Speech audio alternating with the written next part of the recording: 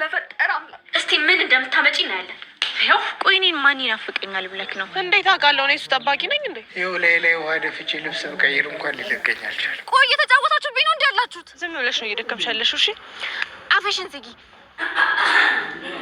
የሩታ የልብ ደግሞ ይኸውልሽ ሞልቶ ነው የሚፈሰው። የፍቅር መርማሪ ያደርሽ ዳይመንድ ናቸው እንዴ? እንደ አውሮፕላን ክንፍ አውጥተን እኮ እሷን ፍለጋ እየበረርን እኮ። የድሮ ሰራተኛችን እጇን ላይ ስታነሳ ፈቀድክላት? ማንም ከዚህ በኋላ ስምሽን በክፉ እንዲያነሳ አልፈቅድም። እሺ ዴብ በሷ ምክንያት እጁን ላይ ያነሳው። ሰበር ዜና አለኝ። የምን ዜና? እኔ የምናገረውን ነገር አይሰሙኝም ማለት ነው። ደግሞ ለዚህ ስራ ፈጣሪ ፍርድን ይሰጣል። ዝበይ እባክህ አኒራፍ፣ እባክህ ሰው አይደለ እንዴት የሚሰማኝነት አይሰማም? ዝም በይ ዝም በይ እባክህ ዳኒ፣ ስለፈጠረ አምላክ እባክህ በእናትህ ይዣለሁ፣ በወለደች እናት ይዣለሁ። ቆይ እናት የለ፣ እባክህ ዘንልኝ።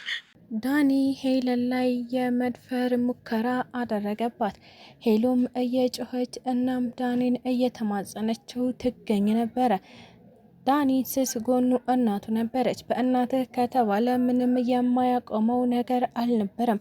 ታዲያ ሄለንም እባክህ በእናትህ በሴት ልጅ አምላክ እያለችም ስትለምነው ዳኒ የመድፈር ሙከራውን አቁሞ ይገኛል። ታዲያ ከዚህ በኋላ አልነካሽም የሚለው ዳኒ ቤዛን እዚሁ ትጠብቂያታለሽ፣ ነገር ግን እኔ በጭራሽ ካሁን በኋላ አንቺን አልነካም፣ በመወዳት እናቴ በስስ ጎኔ መተሽብኛል ይላት ነበረ።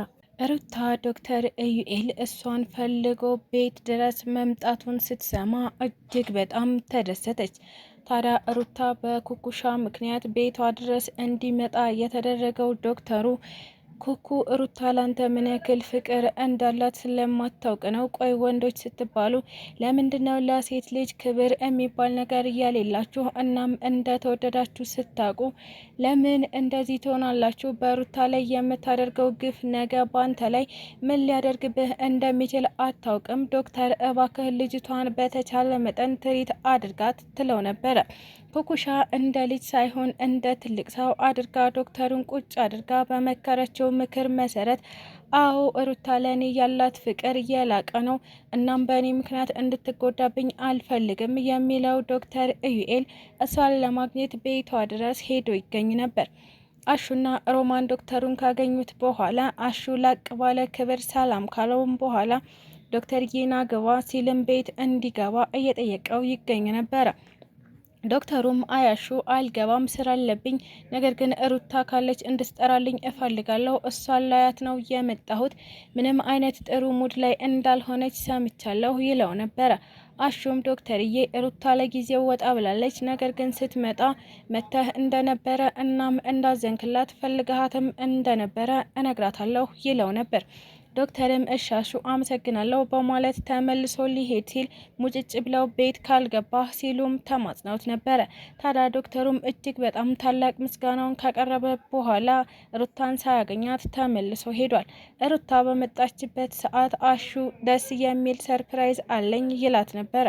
ታዲያ ሩታም ስለምን ሰርፕራይዝ ነው የምታወራው? እኔ ለራሴ ጨንቆኛል፣ እናም ተወዛግቤያለሁ። አሹ የምን ሰርፕራይዝ ነው ስትልም ጠየቀችው። አሹም ሞቅ ሞቅ ደመቅ አድርጎ እየነገራት ይገኛል። እሱም ምንድን ነው ዶክተር እሷን ፈልጎ እንደመጣ እናም በእሷ ምክንያት እንደተጨነቀ ሊያገኛትም እንደሚፈልግ ነግሯቸው እንደሄደ ነበር የነገራት። ሩታ ይህንን ነገር ስትሰማ በጣም ተደሰተች። ድንገታዊ ፈንጠዝያ ማለት ይህኔ ነው ትል ነበረ። ዶክተር ስለ እኔ አስቡና ተጨንቆ እዚህ ድረስ ከመጣ ለእኔ ያለው አመለካከት ተለይቷል ማለት ነው። እናም ዶክተሩ ለእኔ ከኔ ፍቅር ይዞታል ማለት ነው። አሁን እሱን ለማግኘት መሄድ አለብኝ ትላለች ሩታ። ሰላም ጤና ይስጥልኝ ውድና የተከበራችሁ ቤተሰቦቼ እንዴት ናችሁ? እግዚአብሔር ይመስገን እኔ በጣም ደህና ነኝ። በያላችሁበት ሰላማችሁ ይብዛ እያልኩኝ እንኳን ወደ ቻናሌ በሰላም መጣችሁ። ለዚህ ዩቲዩብ ቻናል ደግሞ አዲስ ከሆናችሁ ሰብስክራይብ እያደረጋችሁ ቤተሰብ ሁኑ። እንዲሁም ደግሞ ሀሳብ አስተያየትም ካላችሁ ኮሜንት ላይ ጻፍ ማድረግ ትችላላችሁ። ቪዲዮን ከወደዳችሁት ላይክ እና ሼር ማድረጋችሁን እንዳትረሱ። ለዛሬው ደግሞ ሰራተኛዋ አደይ ፊልምን ክፍል 300 ይዤላችሁ መጥቻለሁ። እስከ ቪዲዮ ፍጻሜ አብራችሁን ቆዩ። ከአጠገቡ ስትጠፋበት ሰላሙን የተነሳው አቤ አሁንም ሄለንን በፍለጋ ላይ ይገኛል። ታዲያ አቤ ወደ ዳይመንድ ጋር በመሄድ ሄሉ ጠፍታለች በማለት እንዲያፋልገው ነግሮት ይገኝ ነበረ። ዳይመንድና አበባ ሄለንን በመፈለግ እየተጧጧፉ ይገኙ ነበር። በዚህም መካከል ሩታ እያለፈች ቤዛን አገኘቻት። እናም ቤዛ ሩታ እዚህ ምን ታደርጊያለሽ ትላት ነበረ። ሩታም ቤዛ አይመለከትሽም፣ እዚህ ምን እንደማደርግ ላንቺ መናገር አይጠበቅብኝም ትላታለች። ታዲያ ቤዛም የዶክተርን መኪና እያየሽ ነው አይደል? ዶክተር እኮ እሱ አንቺን አይፈልግሽም፣ አንቺ ነሽ እሱን የምትፈልጊው እያለች ሩታን ለማቃጠል እየሞከረች ትገኛለች። ታዲያ ሩታም ቆይ ቤዛ ዶክተር እንደዛ ብሎሻል ስትልም ጠየቀቻት። አዎ ሩታ ዶክተርን አግኝቸው ነበረ። እናም ሩታ ማለት እኔን እየተከተለች የምትኖር ትንሽዬ ጢንቸል ናት። እሷ ናት የምትወደኝ። እኔ በፍጹም ለሷ ምንም አይነት ስሜት የለኝም። እናም አልወዳትም ብሎ ነግሮኛል። አንቺ ዝም ብለሽ ጊዜሽን እያጠፋሽ አትጃጃይ ትላታለች። ታዲያ ሩታም ቤዛ አንቺ ማለት የሰው ህይወት ላይ መርዝ የምትረጭ ሰው ነሽ። አንቺ አውሬ፣ መቼም ቢሆን አንቺን አላምንሽም ስትልም ጥላት ሄዳ ትገኝ ነበረ። እና ዳይመንድና አበበ ቤዛን እየፈለጉ በነበረበት ሰዓት ሩታን አገኟት። ታዲያ ሩታን ቤዛ ወዴት እንደሄደች አቅጣጫውን ጠቆመቻቸው። እናም እኔን ካበሳጨችኝ በኋላ ሜዳ ላይ ጥላኝ ወደ ላይ ሄዳለች ስትልም ነበር እንዲከተሏት አድርጋቸው እየሄደች የምትገኘው።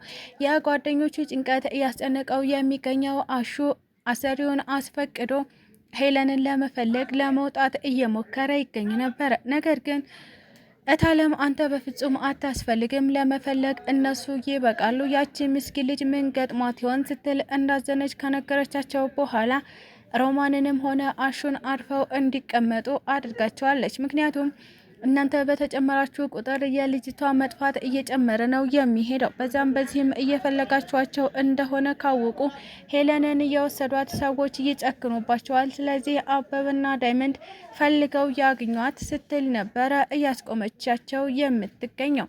ምንም እንኳን አሹ ከጓደኞቼ መነጠል አልፈልግም፣ እናም ሄሉ ማለት እህቴ ናት፣ ልፈልጋት እፈልጋለሁ ቢልም በፍጹም አልተሳካለትም። በድጋሚ አጠገባችን እንዳትደርሺ ብዬሽ አልነበረም ወይ? አሁን ምን ፍለጋ መጣሽ? ስትል አደይ ፍቅርን በጥፊ አጫጫለቻት። ታዲያ ፍቅርም በዴቭ ምክንያት ይህንን ጥፊ ቀምሻለሁ፣ ስለዚህ መቼም ቢሆን ዴቭና አደይ አብረው አይቀጥሉም። እናም እነሱን ለማለያየት የግዴታ አንቺ ታስፈልጊኛለሽ ትላት ነበረ ቤዛን። ቤዛና ፍቅር አሁን ላይ ጠበቅ አድርገው አደይና ዴቭን ማለያየት እንዳለባቸው ወስነው ይገኛሉ። ታዲያ ቤዛና ፍቅር በእቅዳቸው መሰረት አደይ ከሌላ ሰው ጋር ግንኙነት እንዳላት አስመስለን ዴቭን በሚያሳምን መንገድ አድርገን እናለያያቸዋለን የሚሉ እቅድ ነበር ያቀዱት። ሄለን በጣም አስቸጋሪ የሆነችበት ዳኒ ሄለንን ከማስቸገሯ ለማስቆም ብዙ ሙከራዎችን አድርጎ ይገኛል። ታዲያ ዳኒ በስከ መጨረሻ ሄለን ልታመልጠው ስትሞክር በጥፊ ሲያጠናግራት መሬት ላይ ወደቀች። እናም ዳኒ አሁን ነፍሰ ገዳይ ሆንኩኝ እያለ መጮህ ጀመረ። ቤዛ ጉድሽን አላየሽ የሚለው ዳኒ ሄለን ትሙት አትሙት ምንም የሚያውቀው ነገር አልነበረም። እናም ሄለን ከሞተች ምንድነው የማደርገው እያለ ዳኒ አሁን ላይ ጸጸት ውስጥ ገብቶ ይገኛል። ስለተከታተላችሁኝ እጅግ አድርጌ አመሰግናለሁ። ለቻናሌ ደግሞ አዲስ ከሆናችሁ ሰብስክራይብ እያደረጋችሁ ቤተሰብ ሁኑ። እንዲሁም ደግሞ ሀሳብ አስተያየትም ካላችሁ ኮሜንት ላይ አሳውቁኝ። ቪዲዮን ከወደዳችሁት ላይክ እና ሼር ማድረጋችሁን እንዳትረሱ። ኢትዮጵያ ለዘላለም ትኑር እያልኩ ሰናበታችኋለሁ።